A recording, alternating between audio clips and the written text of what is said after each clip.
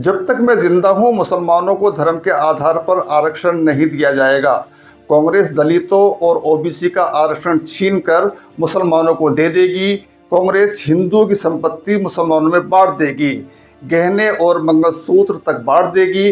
अगर आपके पास दो भैंस तो एक भैंस मुसलमानों को भी दे दी जाएगी। प्रधानमंत्री नरेंद्र मोदी की भाषा का स्तर यहाँ तक आ गया है कि भैंस छीनने की बात भी करने लगे हैं। क्या भाषा का स्तर अभी और नीचे जाएगा अगले चरण के बाद? प्रधानमंत्री के हर भाषण में मुसलमान आरक्षण का जिक्र होता है। आरक्षण पर खतरा बताया जा रहा है। खतरे में किसी का कुछ नहीं है। प्रधानमंत्री की कुर्सी खतरे में तो लग रही है, रोजगार खतरे में है, 2 वक्त की आपकी रोटी खतरे में है। नहीं चाहिए मुसलमानों को आरक्षण, कभी मिलेगा भी नहीं, कोई देगा भी नहीं। लेकिन कम से कम उनका आरक्षण तो न छीनिए जिनका आरक्षण छीनने का डर आप दिखा रहे हैं। सरकारी नौकरियां हैं कहाँ? रिक्तियां निकलती हैं, परीक्षाएं होती हैं, कभी पेपर लीक हो जाता है, कभी नियुक्ति नहीं होती। रिक्त पद आज तक आप भर नहीं सके। सभी सार्वजनिक क्षेत्र के संस्थान बेच दिए, वहां अब ठेके पर 10-15 हज़ार की नौकरियां ही हैं। दलितों और ओबीसी को आरक्षण छीनने का डर मत दिखाएं। डर तो आपको अपनी कुर्सी जाने का हो गया लगता है। दरअसल इलेक्टोरल बॉन्ड, प्रज्वल रेवन्ना कांड, कोरोना वैक्सीन के खुलासे और भाजपा नेताओं के संविधान बदलने संबंधी बयान ने चुनाव की दिशा बदल दी है। इसलिए लगता है कि प्रधानमंत्री की भाषा लगातार बदल रही है। उनकी हर भाषण में मुसलमान और आरक्षण का जिक्र है। प्रधानमंत्री हर भाषण में यही कह रहे हैं कि कांग्रेस दलितों ओबीसी का आरक्षण छीनकर मुसलमानों को दे देगी। प्रधानमंत्री यह किस आधार पर कह रहे हैं? क्या कांग्रेस ने अपने मैनिफेस्टो में ये लिखा है? प्रधानमंत्री पूरे मैनिफेस्टो में मुसलमान शब्द लिखा बता दें, उनको ये चैलेंज है। प्रधानमंत्री ने कहा कि कांग्रेस ने अपने घोषणा पत्र में लिखित में कहा है कि अब जो सरकारी टेंडर होंगे उसमें भी मुसलमानों के लिए एक कोटा फिक्स कर दिया जाएगा। अब सरकारी ठेकों में भी धर्म के आधार पर आरक्षण लाया जाएगा, लेकिन मैं ऐसा नहीं होने दूंगा। क्या वाकई मैनिफेस्टो में कांग्रेस ने ऐसा कहा है? क्या गोदी मीडिया इसका फैक्ट चेक करेगा? प्रधानमंत्री को किस बात का डर लगने लगा है? क्यों नफरत फैलाकर जीतना चाहते हैं? पहले ही आपने खाई बह चौड़ी कर दी है, अब तो बख्श दीजिए। ये कितनी हास्यास्पद बात कही आपने कि कांग्रेस हिंदुओं की संपत्ति मुसलमानों में बांट देगी। क्या आपने मनमोहन सिंह के 2007 वाले बयान को गलत कोट नहीं किया? क्या इसका संज्ञान चुनाव आयोग को नहीं लेना चाहिए था? जो मनमोहन सिंह ने कहा ही नहीं उसे आप कैसे कह सकते हैं? क्या यह गलत बयानी नहीं है? चुनाव आएंगे जाएंगे, लेकिन जहां आज आप हैं कल कोई और था। आप जाएंगे तो कोई दूसरा आ जाएगा। रेल के मुसाफिर को अपना स्टेशन आने पर उतरना ही पड़ता है, रेल घर नहीं होता। रेल में हमेशा कोई सफ़र नहीं कर सकता। आप महामानव हो सकते हैं, लेकिन महामानव को भी सत्ता छोड़नी पड़ेगी। सभी को जाना होता है। परिवर्तन दुनिया का नियम है। इस परिवर्तन से आप भी नहीं बचेंगे। गुरुवार को प्रधानमंत्री के भाषण में पाकिस्तान की भी एंट्री हो गई। बहुत लोग बेताबी से इंतजार कर रहे थे कि पाकिस्तान की एंट्री आखिर होगी कब और हुई क्यों नहीं अब तक। गुजरात के आणंद में एक रैली में पीएम मोदी ने कहा कि शहजादे यानी राहुल गांधी को पीएम बनाने के लिए पाकिस्तान उतावला है। वैसे हम आपको बता दें कि पाकिस्तान से सबसे ज्यादा प्रेम भाजपा करती रही है। इसे थोड़ा सिलसिलेवार समझते हैं। 1965 और 1971 की लड़ाई के बाद से ही पाकिस्तान हमारा दुश्मन रहा है। 1971 की जंग के बाद से ही आने जाने के रास्ते बंद थे, दूतावास बंद थे। भाजपा की अटल बिहारी वाजपेयी की सरकार में के रहते दिसंबर 2001 में संसद पर हमले के बाद एक बार फिर दोनों मुल्कों की फौजें आमने सामने आ गई थी, जो बिना ही लड़े बेरुखों में वापस चली गई थी। इससे पहले अटल बिहारी वाजपेयी साहब बतौर प्रधानमंत्री लाहौर और दिल्ली के बीच बस चलवा चुके थे।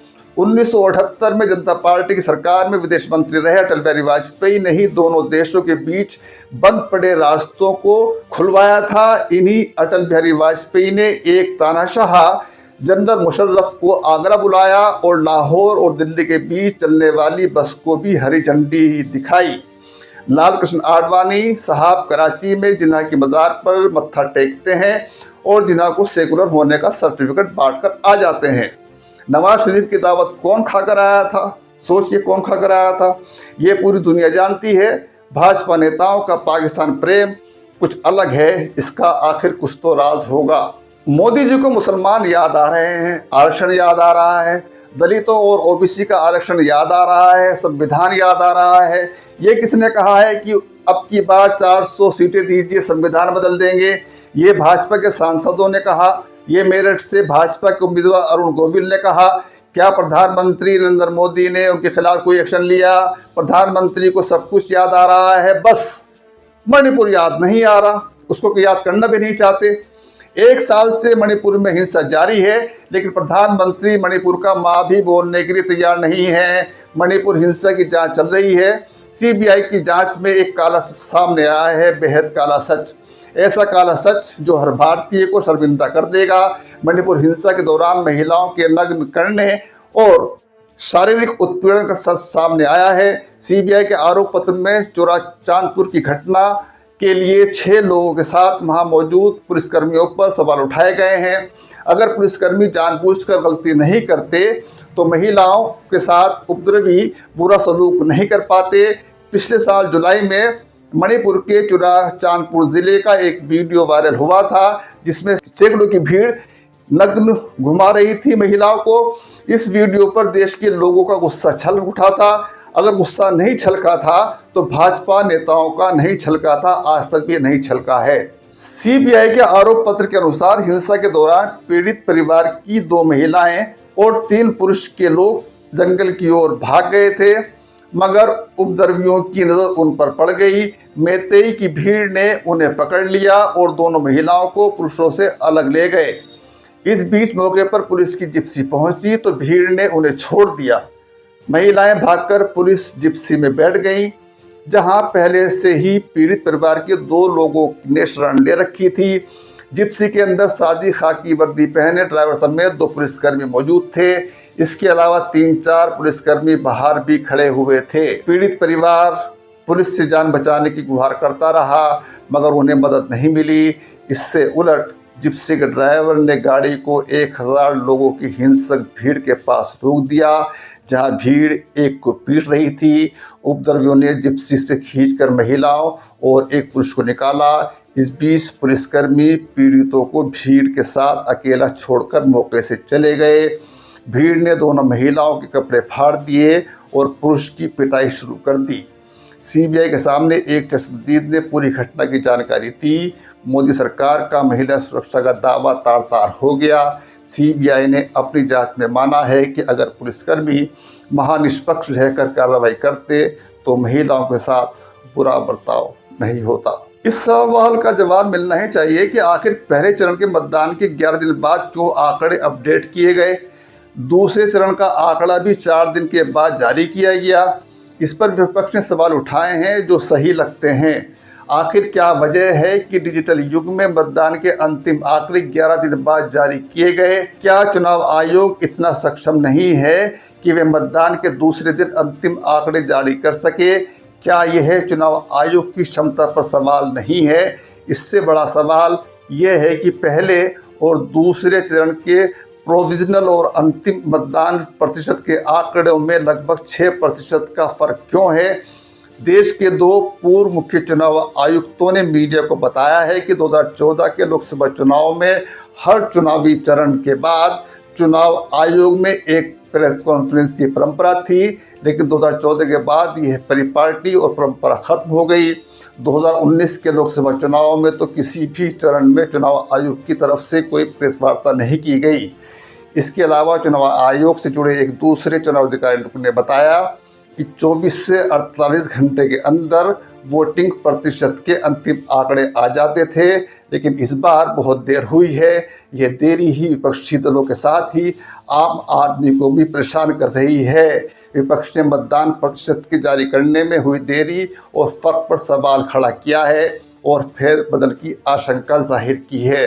चुनाव आयोग यह भी नहीं बता पा रहा है कि मतदान प्रतिशत के अंतिम आंकड़े जारी करने में देरी क्यों हुई और कैसे मतदान 6% तक बढ़ गया।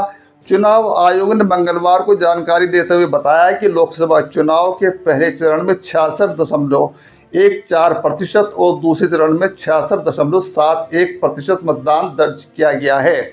इस डेटा के आने के बाद कांग्रेस, तृणमूल कांग्रेस और सीपीएम जैसी पार्टियों ने पूछा कि आखिर चुनाव आयोग को इतनी देरी क्यों हुई। पश्चिम बंगाल की मुख्यमंत्री ममता बनर्जी ने तीसरे चरण की वोटिंग से पहले ईवीएम बदलने का आरोप लगाया है। बनर्जी ने आरोप लगाया है कि जहां बीजेपी को कम वोट मिले वहां बीजेपी के पक्ष में वोट डाले जा रहे हैं। ये गंभीर आरोप है। चुनाव आयोग ने एक नोटिस जारी कर कहा है कि वोट प्रतिशत में इजाफा हुआ है। उन्होंने सवाल किया कि ईवीएम किसने बनाई, चिप किसने बनाई, कैसे संख्या बढ़ी। ममता बनर्जी ने कहा कि हम जानना चाहते हैं कि वहाँ कितने मतदाता थे, कितनी मशीनें थी। विवाद बढ़ने के बाद भी चुनाव आयोग गंभीर नहीं दिख रहा है। देश के मतदाताओं को यह नहीं लगना चाहिए कि चुनाव में कुछ गड़बड़ी हुई है या हो सकती है। चुनाव आयोग की विश्वसनीयता लगातार कम हुई है। ये समझा जाने लगा है कि चुनाव आयोग सत्ताधारी पार्टी के साथ है, जबकि ऐसा नहीं लगना चाहिए।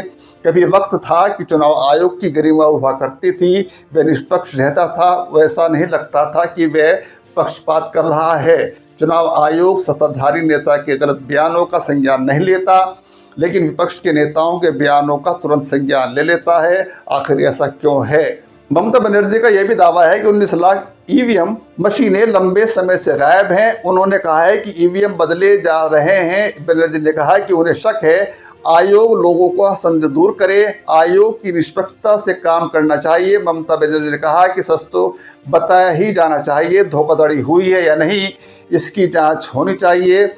मंगलवार शाम चुनाव आयोग ने यह आंकड़ा जारी किया और विपक्षी दल इसे लेकर ईसीआई पर सवाल खड़े करने लगे हैं। विपक्ष का आरोप है कि आमतौर पर वोटिंग प्रतिशत का यह आंकड़ा 24 घंटों के भीतर जारी कर दिया जाता है, लेकिन इस बार ये काफ़ी देर से जारी हुआ। सीपीएम नेता सीताराम येचुरी ने सोशल मीडिया प्लेटफॉर्म पर सवाल उठाए हैं और पहले 2 चरणों के लिए पारदर्शिता की मांग की है। सीताराम येचुरी ने कहा, पहले 2 चरणों में मतदान का आंकड़ा शुरुआती आंकड़ों से काफ़ी अधिक है।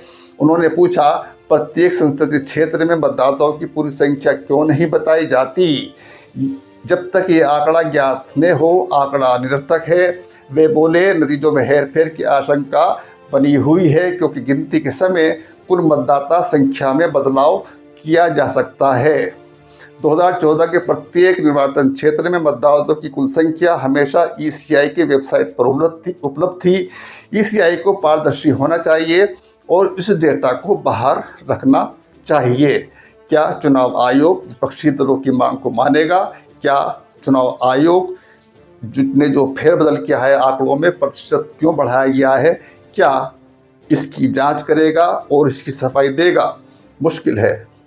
बहुत बहुत शुक्रिया।